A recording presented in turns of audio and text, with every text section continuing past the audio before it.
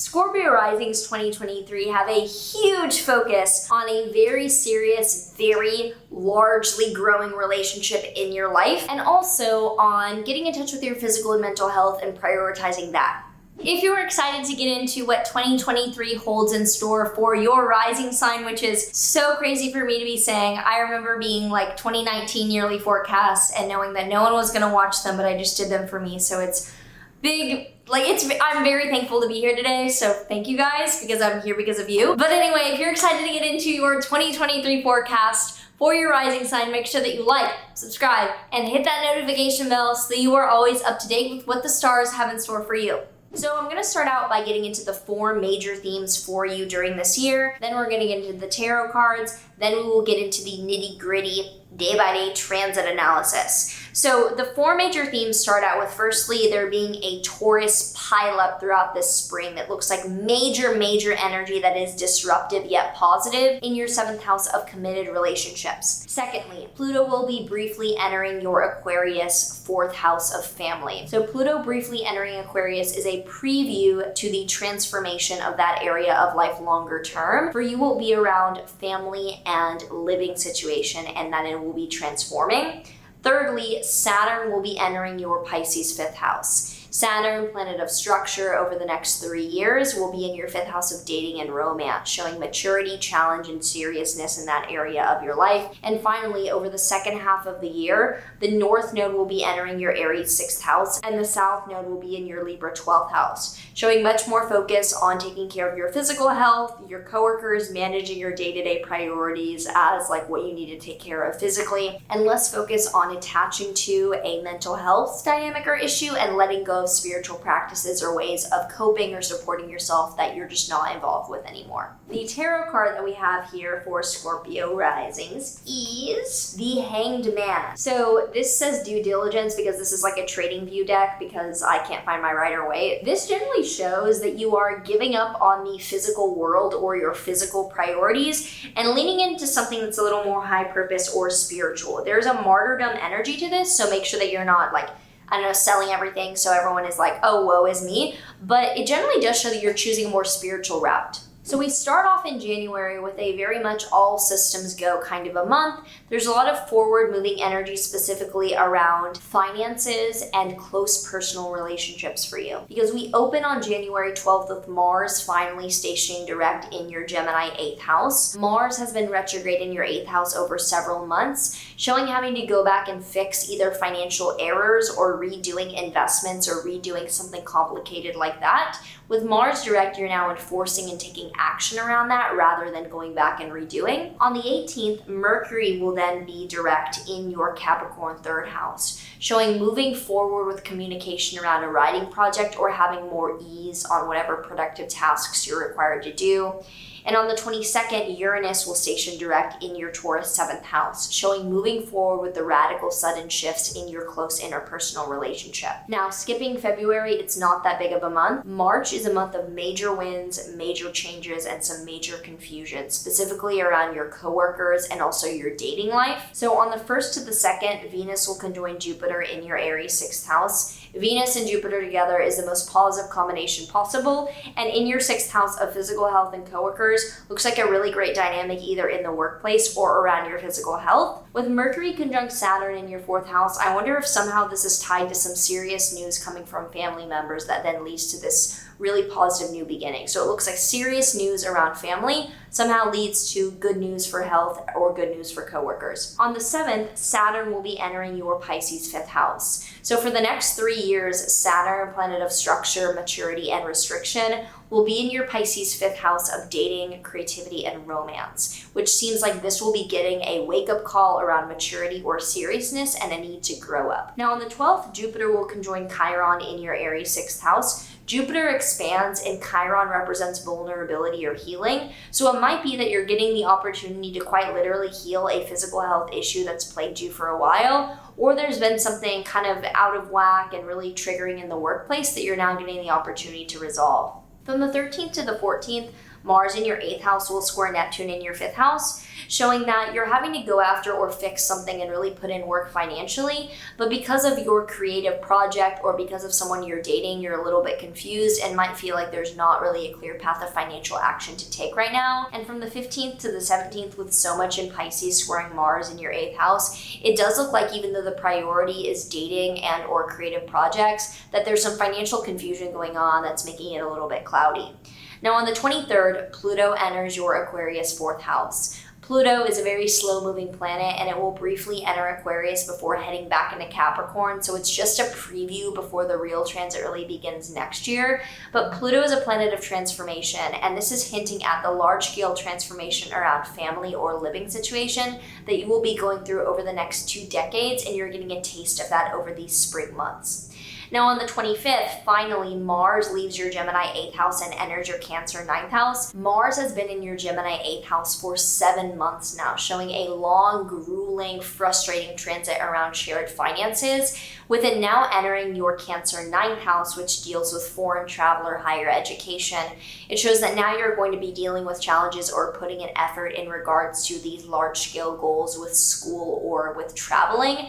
Thankfully, it is out of your 8th house now. Now on the 28th, Mercury will conjoin Jupiter in your Aries 6th house. Mercury-Jupiter looks like really amazing news, and this looks to be around health or around your workplace dynamic. And finally, on the 30th to the 31st, Venus will conjoin Uranus in your Taurus 7th house, showing really, really amazing sudden events with a close relationship. So this is likely going to be romantic because of the 5th house transits as well. It might not be, it might just be a close relationship, but this looks like really amazing sudden events around a close relationship. The optimism and the confidence definitely continues for you into April, specifically around coworkers or your physical health and things that are improving with that. So from the 11th to the 12th, the Sun will conjoin Jupiter in your Aries 6th house. This looks like amazing information or amazing realizations around your health or coworkers. And on the 20th, there is a total solar eclipse in your Aries 6th house. This is a large-scale catalyst event towards a new beginning that will last over the next 6 months. This is around health or coworkers for you. This could be that you're either managing more people in your workplace, like you're promoted and managing more people. It could also be that you're starting something new to take care of your physical health. Now on the 21st, Mercury will station retrograde in your 7th house of close relationships. So Mercury retrograde in this sector usually shows that we're having to communicate differently, fix something, or go back and change something around our relationship. May is a month of foundational new beginnings, big time around relationships for you. Because on the 5th, there firstly is a lunar eclipse in your Scorpio 1st house. Lunar eclipses are endings, they're periods of letting go, and for you this is taking place in your 1st house of self. So there's an aspect of yourself or your identity that you're now letting go of. And from the 14th to the 21st, Jupiter in your 7th house will square Pluto in your 4th house. This is really incredible, and it's a background aspect for a lot of this summer, which shows that the growth of your relationship is leading to some positive transformation around home and family for you. Now on the 14th, Mercury will station direct in your Taurus 7th house, showing moving forward with relationships and moving forward with communication in a certain way that is much more constructive. Then on the 16th, Jupiter enters your Taurus 7th house, which is a really important, much more substantial transit around growth of this relationship. And on the 19th, there is a beautiful new moon in your Taurus 7th house, with the Sun, Moon, Mercury, Uranus, North Node, Jupiter showing extreme growth and extreme positive developments around a close relationship.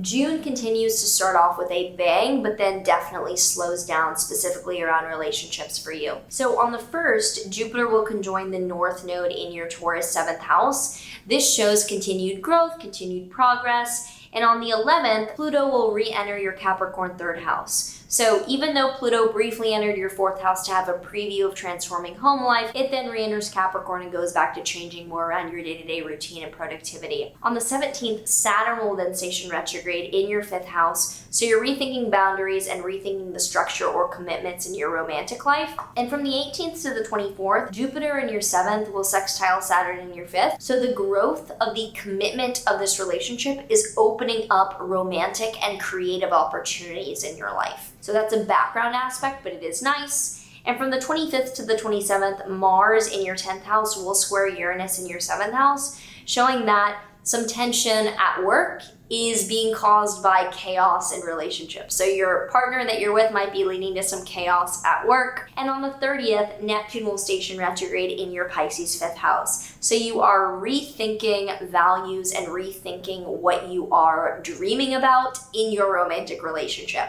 July is definitely a turning point of reconsideration, specifically around physical and mental health. So on the 17th, the North Node is going to enter your Aries 6th house, and the South Node will be entering your Libra 12th house. So instead of the eclipses and the major turning points being around letting go of an aspect of yourself and leaning into a relationship that is settled, you're now focusing on leaning into your 6th house, which is growth of physical health maintenance and also managing coworkers or like getting a promotion, that kind of thing, and letting go of or departing with something around mental health or spirituality that you're no longer engaging with or really supporting. Now from the 19th to the 21st, Mars in your 11th house will oppose Saturn in your 5th. Looks like the middle of July has some issues with friends not being what your romantic partner really likes. Like your partner that you're dating is putting up blockages around being able to see your friends or connect with a group of people. And from the 21st to the 22nd, the Sun in your 9th house will oppose Pluto in your 3rd house. You could be manipulated by someone either at school, if you're at school, or around someone that you're traveling with during that time. Then on the 22nd, Venus will station retrograde in your Leo 10th house. Venus retrogrades are around rethinking values or rethinking what we really appreciate in that area of our life. For you, it's in your 10th house of career, so you might be rethinking why or if you really value the career you're in. And on the 23rd to the 25th, Pluto will be at the bending of the nodes. So Pluto will be at the 90-degree angle between the North and the South node, signaling a really important turning point to integrate in order to better adapt with the North and the South node. Pluto is in your Capricorn 3rd house of day-to-day communication and productivity. So in order to best or most healthfully focus on the 6th house of physical health and coworkers, and also let go of things in mental health, the 12th house, that are no longer supportive, focusing on day-to-day tasks like writing, communication, or self-expression will be an important part of that. August is definitely still slow, specifically around dating and around meeting with others or being social. So from the 21st to the 23rd, Mars in your 11th house will oppose Neptune in your 5th house. Looks like you're really trying to go after or connect with a group of people, and the person that you're dating or seeing or creatively connected with is not having it. They're confusing you.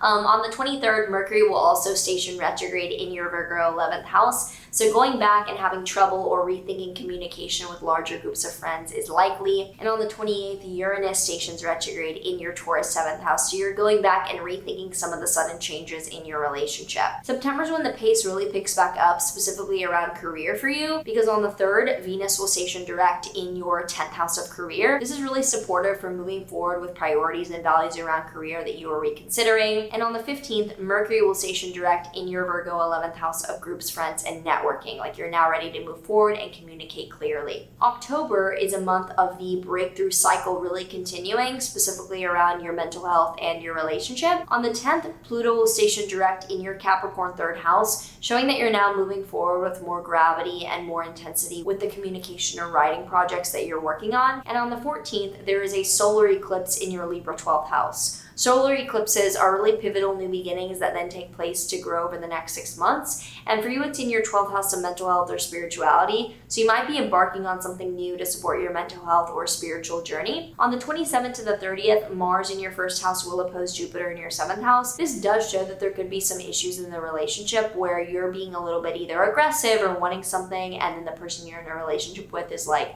trying to teach you about why it should be different. And with Mercury, Mars in your 1st house, you're being more of the aggressor or the assertive one here. And finally, on the 28th, there is a lunar eclipse in your 7th house of relationships. So lunar eclipses are endings or chapters coming to a close. For you, it's in your 7th house of committed relationships, and I don't necessarily see this as a breakup, but it is a chapter ending between the two of you. Now in November, there are some sudden changes with you in this relationship. There's a lot of opposition, which shows some tension. So from the 2nd to the 3rd, the Sun in your 1st house will oppose Jupiter in your 7th house. This shows that you're getting more attention from your partner. Then from the 3rd to the 4th, Venus in your 11th house will oppose Neptune in your 5th house. This pretty clearly shows that you're trying to meet with people people or join a larger group and the person that you're dating is confusing you or just not a fan.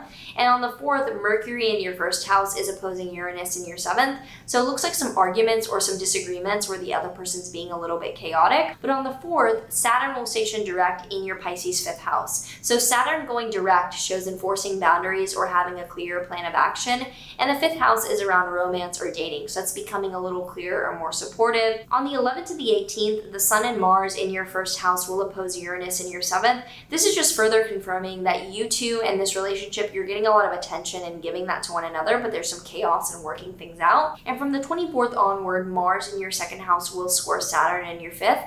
So you might be wanting to spend some money and your partner's like, nope, we're not going to do that, or might be helping you out in a certain way where it's like, we cannot spend all that, we have to have a boundary up. December has a little bit of a rocky start, but a pretty optimistic ending. So Mercury will station retrograde in your 3rd house, which is rethinking communication, rethinking a writing project, or having to go back and reword something. And then on the 23rd, Mercury will re-enter your Sagittarius 2nd house. So Mercury is going back in to talk about your 2nd house of money, finances. That is then something you're having to reconsider or work out. But thankfully on the 30th, Jupiter stations direct in your 7th house of committed relationships and partnerships, showing a lot more positive growth-oriented energy around your relationship and your closeness into 2024. And on January 1st, 2024, Mercury stations direct in your Sagittarius 2nd house, showing that luckily on New Year's, things begin to ease up financially for you and be a little bit clearer. Thoughts, predictions, or anything to say about what that already has coming for you, feel free to comment down below. Would love to hear from you and already your expectations or things you're looking forward to for this year. The Work Your Life Oracle deck card that we have here for Scorpio risings for 2023